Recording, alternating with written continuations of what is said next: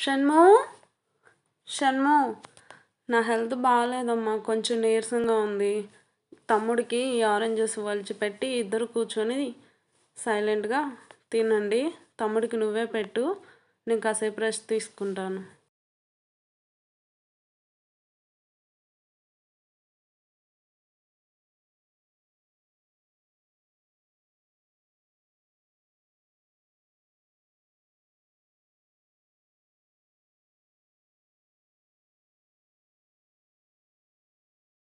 షణ్ము, నా కోసం మజ్జిగ తెచ్చావా నాన్న? అమ్మకి బాగలేదన్నానని.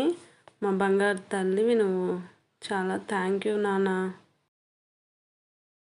నా పిల్లలు నాకెంత తోడుగా ఉన్నారు. ఆడపిల్ల ఆడపిల్ల అని ఎందుకండి చిన్న చూపు చూస్తారు?